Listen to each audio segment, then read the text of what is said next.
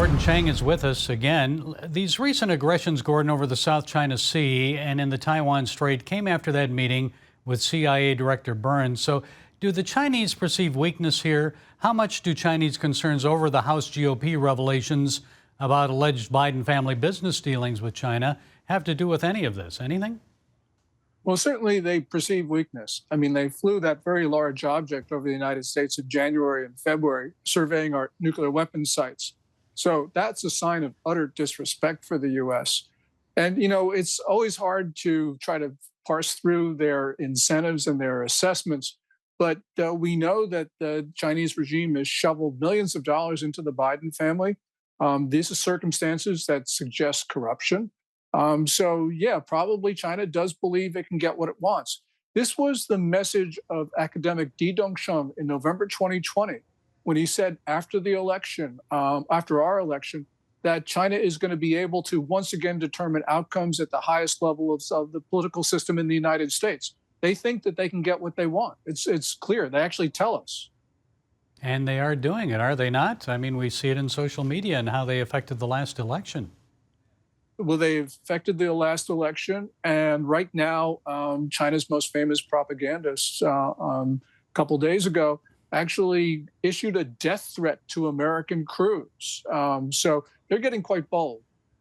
And the Uyghur-led protest outside the White House this week, they were outraged over Elon Musk's recent visit to China and his factory in Shanghai.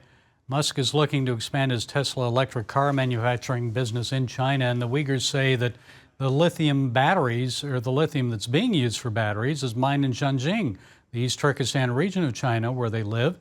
The Chinese government will force their people to provide the slave labor, they say, for that lithium. So your thoughts on that, Gordon?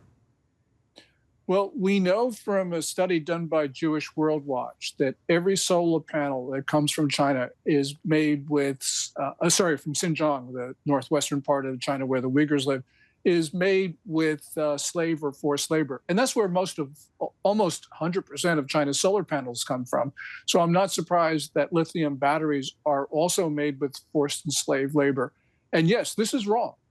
And we should be preventing the importation into the United States of any product that is made with forced or slave labor. That's our Tariff Act of 1930, and that's also the Uyghur Forced Labor Prevention Act. And these acts are not being enforced. So whether it's Elon Musk or anyone, right? That's right. And this is wrong. Also, we're a party to the Genocide Convention of 1948, which requires us to prevent and to punish acts of genocide, which is what is occurring in Xinjiang. And that's according to the Blinken State Department, acts of genocide. So we have an obligation under that convention to prevent that. And we're not doing it. Okay, Gordon, finally, what will it take to avert war then with China? As Chinese Defense Minister Li says, it would be an unbearable disaster thrust on the world. What do you think? I think that there will be war unless something changes, because there is a clear momentum towards it.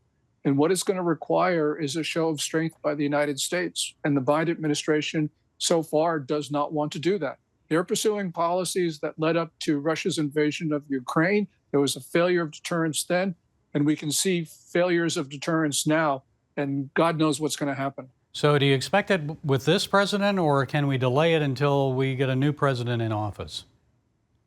Well, this president just has to change his policies. So I don't know what the deliberations are in the White House, but clearly Biden has been consistently applying policies that are making war not only possible, but likely. So probably the answer to your question is we need a new president. Okay, Gordon Chang, we appreciate you sharing your insights. Thank you. God bless you. Thank you very much, Gary.